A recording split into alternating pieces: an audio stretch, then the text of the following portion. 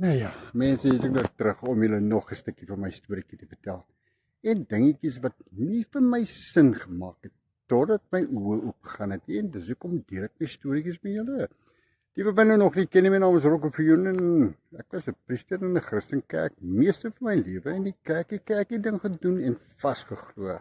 Dis die enigste weg tot saligheid. Vandag die laaste 12 jaar beoefen ek spirituality en dit loop 100% met science. Weet julle wat die ergste is? Dat Jesus, Joshua, het ook spirituality beoefen. En hy het nie een dag Christianity soos waarin ek en jy glo beoefen nie. So jy weet dat ons 'n weg volg wat hy nie gevolg het nie. Weet jy, hy het nie geglo in kerke nie. Hy het nie geglo in tiendes nie. Hy het nie geglo in Bybels nie. En kyk, waar sit ons almal? Nou ja, mense, vandag wil ek julle nog ietsie vertel. En ek wil dit so eenvoudig bring, sodat julle dit ook kan verstaan. Want sê nie, kinders moet dit verstaan nie. Nou right, kom ons kyk gou. As die duiwel staan vir donkerte, dan beteken dit, die duiwel is die swartste swart wat daar is. Met ander woorde, hy doen die ewelste goed wat daar is. Hy's donker, hy lieg en bedrieg en steel en moord en gaan te kere. Nou is daar iewers in die Bybel wat ons kan lees dat die duiwel goed gedoen het? Nêrens. So aan die woorde, hy's donkerte, hy staan vir donkerte en hy doen nie goed nie, né? Alright. Nou is ons sodra ons God gaan ondersoek in die Bybel. Wat staan vir lig? Die skerpste lig wat daar is. Kan jy my saamstem? Reg. So dit beteken dat hy doen net goed. Liefde, langmoedig, verdraagsaam, raak nie kwaad nie, is nie opgeblaas nie en doen nie verkeerd nie. Is ek reg? En ek dink julle gaan my saamstem. So dis Noordpool en Suidpool, is soos twee pole. Die een is negatief, die een is positief. En ek glo julle gaan my saamstem dat God die heeltyd die skerpste lig moet wees, anders kan hy nie God wees nie.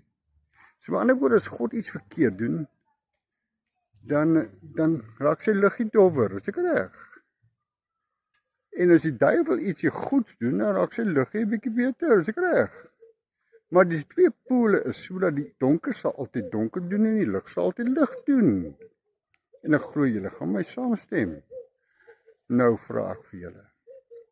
Sodra ek die woordjie God gaan ondersoek, dan vind ek dis net 'n titel, nie 'n naam nie.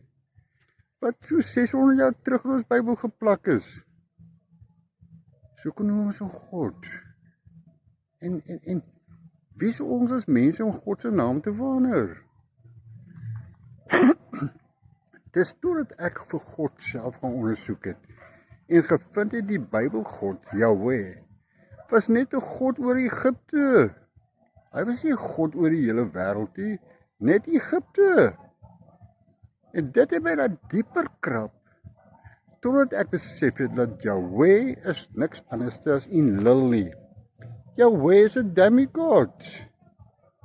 Nou sê gou vir my mense, dink julle nie dit is hoekom dit so swaar gaan met Christene nie? Want ons aanbid almal 'n God in ons Bybel wat geplak is, die woord God geplak is op 'n klomp ander name en onder andere Elohim. Wat beteken meer as een God. So elke keer as jy die woord God gebruik, dan bid ons 'n klomp ander gods. Is dit nie elke rede hoekom dit so sleg gaan nie? Want ons het vergeet om na die ware God self te bid. Sy naam is die God, die mense, glo vir my. Die woord God is maar 600 jaar terug. Dit kom van goed af, dit kom maar van die donker kant se kant af.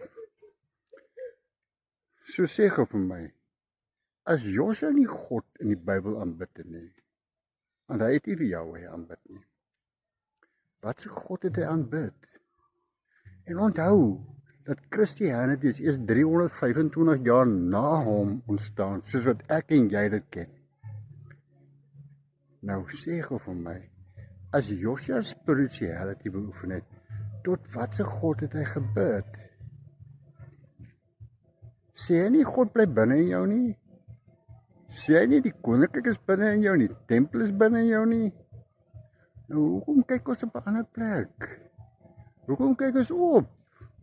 Hoekom kyk ons altyd ver weg? Ek en jy moet die God in onsself wakker maak. Die Christus gawe in onsself wakker maak. En dan sal ons weer kan connect met Source. En dan kan ons weer tot die ware Vader bid. Die almagtige Vader. En dan sal dinge weer in ons lewe beter raak. Nou ja. Dit is my storieetjie. Dink 'n bietjie daaroor. En julle kan vir my vra daaroor. En dan kyk ons. Is die Bybel God, Jahweh, die ware God? Of is daar iemand bo hom? Kom ons kyk. Liefde groete raak.